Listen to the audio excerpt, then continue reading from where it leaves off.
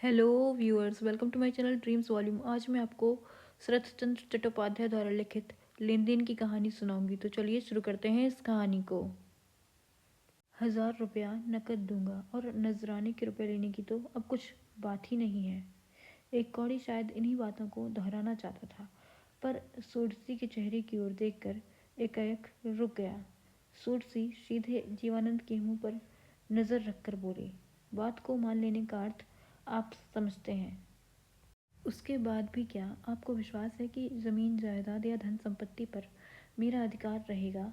जीवानंद के चेहरे का रंग उड़ गया। उस पीले चेहरे की तीव्र आंखों में न जाने कहां से गत रात्रि की तरह कोमल और मुग्ध दृष्टि मानो धीरे धीरे लौटकर स्थिर हो गई। बहुत देर तक उसने एक भी बात नहीं कही। इसके बाद धीरे धीरे से सिर हिलाकर कहा, वही ठीक है सूट से, वही ठीक है। जन्म भर तो तुमने कभी पाप नहीं किया, यह तुमसे ना हो सकेगा। जरा हंसकर उसने फिर कहा, रुपए पैसे के बदले अपनी इज्जत आबरू बेची नहीं जा सकती। इसको मानो मैं भूल ही गया था। अच्छा, तुम सच्ची बात कहना, जमींदार की ओर से अब तुम्हारे ऊपर कोई अत्याचार नहीं होगा। एक कौड़ी घबराकर फिर कुछ कहना चाहता था, परंतु बाहर के बंद किवाड़ों पर बार बार हाथ के आघात के शब्द से इस बार भी वह कुछ बोल ना सका। उसका चेहरा सूख कर छोटा सा रह गया था। जीवानंद ने आवाज देकर कहा, खुला है, अंदर आइए। दूसरे ही क्षण खुले दरवाजे से सामने दिखाई पड़ा कि कुछ पुलिस कर्मचारियों के पीछे खुद जिले के मजिस्ट्रेट और उनके कंधे के ऊपर से तारादास चक्रवर्ती देख रहे हैं।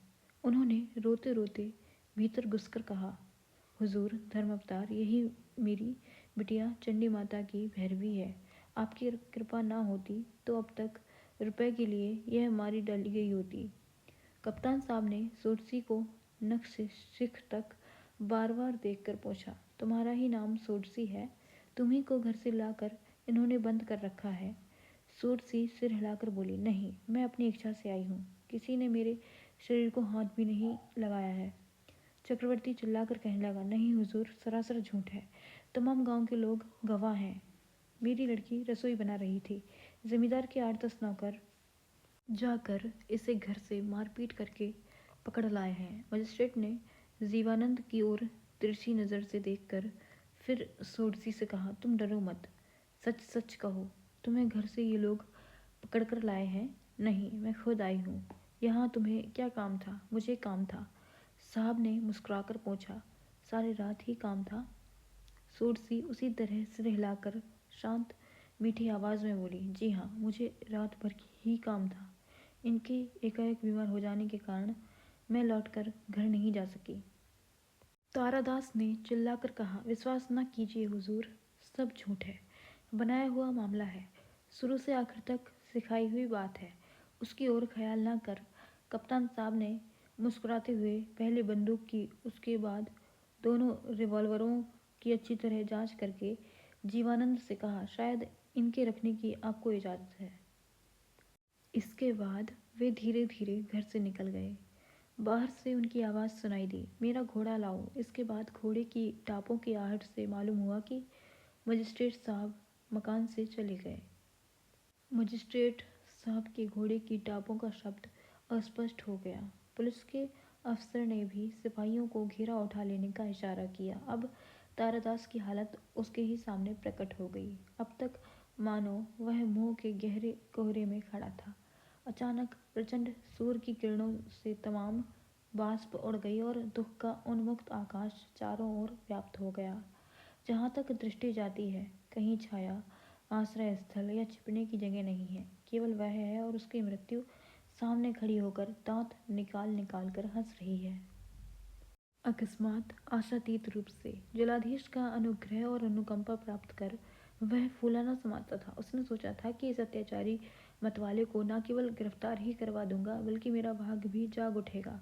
लक्ष्मी के वरदहस्त की 10 उंगलियों की संधियों से जो वस्तु गिरेगी, वह जमींदार वंश का सत्यानाश तो करेगी ही, साथ ही वह मेरी जमीन जायदाद को बचाकर रुपए मोहरों का ढेर लगा देगी। उसे यही आशंका हो रही थी कि वे लोग शायद ठीक समय पर पहुंच ना सके, पहले से खबर देकर जमींदार को कोई सावधान न कर दे। इधर उसकी चिंता, परिश्रम और उत्साह की कोई सीमा नहीं थी। यह नहीं कि इस काम की विफलता का दंड उसने सोचा नहीं था, पर वह निसफलता अपनी ही ओर से आ पहुंची। सोटसी के हाथ के आघात से ही जब कामना का इतना बड़ा पत्थर का महल नींव सहित धूल में मिल गया, तब तारादास पहले तो खूब चिल्लाया। उसके बाद कुछ देर तक बावले की भांति चुपचाप खड़ा रहा। अचानक वह गला फाड़कर रो उठा और सबको चकित करता हुआ पुलिस अफसरों के पैरों पर गिरकर बोला, बाबू साहब, मेरा क्या होगा? मुझे तो अब जमींदार के लोग जिंदा गाड़ देंगे। इंस्पेक्टर साहब अधिक उम्र के सज्जन थे। उन्होंने हाथ पकड़कर चक्रवर्ती को उठाया और ठाठस बंधाकर कहा, डरने की कुछ जरूरत नहीं पंडित जी। आप जैसे थे वैसे ही जाकर रहिए। खुद मजिस्ट्रेट साहब आपके सहायक हैं। कोई आप पर जुल्म नहीं करेगा। उन्होंने जरा तिरछी नजर से जीवानंद की ओर ताका।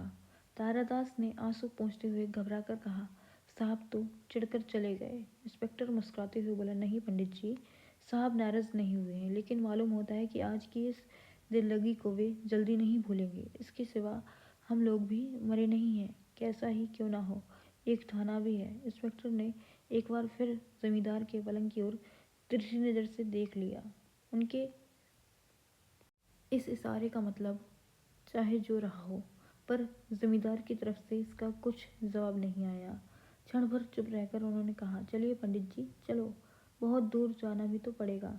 सब इंस्पेक्टर साहब की उम्र कुछ कम है। उन्होंने तनिक हंसकर कहा, पंडित जी क्या अकेले ही जाएंगे?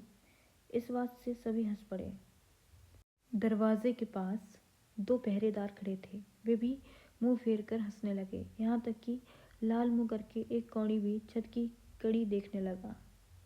इस बुरे संकेत से तारादास के आंसू सूख कर आंखों से चिंगारियां निकलने लगी। वह सोडसी की ओर कठोर दृष्टि से देखकर गरज उठा, जाना होगा तो अकेले ही जाऊंगा। अब कभी उसका मुंह देखूंगा, फिर कभी उसे मकान में घुसने दूंगा।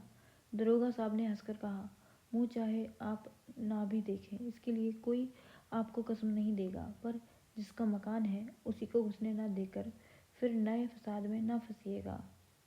तारादास झुंझलाकर कहने लगा, मकान किसका है? मकान तो मेरा है। मैंने ही उसे भैरवी बनाया है। मैं ही उसे निकाल बाहर करूंगा। कुंजी इस तारादास के हाथ में है। अब वह जोर से अपनी छाती ठोकता हुआ बोला, नहीं तो कौन है? वह जानते हैं आप? सुनिएगा, उसकी माँ की। इंस्पेक्टर ने रोककर कहा, ठहरिए पंडित, ठहरिए।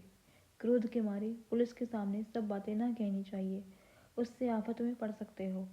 सोडसी की ओर देखकर उन्होंने कहा, तुम जाना चाहो तो हम लोग तुम्हें आराम से घर पहुंचा देंगे, चलो देर मत करो। सोडसी अब तक सिर झुकाए चुपचाप खड़ी थी। उसने गर्दन हिलाकर कहा, नहीं कहा। पुलिस के छोटे अफसर ने मुस्कुराकर पूछा, तो क्या जाने में कुछ देरी है? सोडसी ने मुंह उठाकर देखा, परंतु जवाब दिया इंस्पेक्टर साहब को ही। कहा, आप लोग जाइए, मेरे जाने में अभी देर है। विलंब है? तारादास ने उसे भद्दी सी गाली देकर कहा, मैंने अगर तेरा खून न कर डाला तो मैं मनोहर चक्रवर्ती का लड़का ही नहीं। इतना कहकर तारादास पागल की तरह उछलकर सचमुच ही उसे सख्त चोट पहुंचा देता, पर इंस्पेक्टर साहब ने उसे पकड़ लिया और धमकाकर कहा, फिर तुमने अगर ज्यादती की तो तुम्हें पकड़कर थाने ले जाऊंगा। भले आदमी की तरह घर चले जाओ।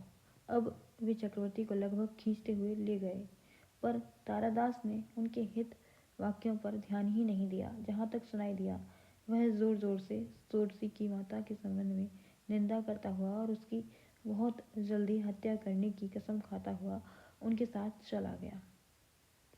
सभी पुलिस वाले चले गए या कोई कहीं बैठा है, इसका पता लगाने के लिए दूर से एक कौड़ी चुपचाप पैर दबा दबा कर बाहर गया। उसके जाने पर जीवानंद ने इशारे से सोडसी को नजदीक बुलाकर छीण कंठ से पूछा, तुम इन लोगों के साथ गई क्यों नहीं? सोडसी ने जवाब दिया, इनके साथ आई जो नहीं थी। जीवानंद ने तनिक ठहरकर कहा, तुम्हारी संपत्ति की दस्तबरदारी लिख देने में 2-4 रोज की देर होगी, पर नकद रुपया क्या आज ही ले जाओगी? सोडसी बोली, अच्छा दीजिए। जीवानंद ने बिस्तर के नीचे से नोटों का बंडल निकाल लिया।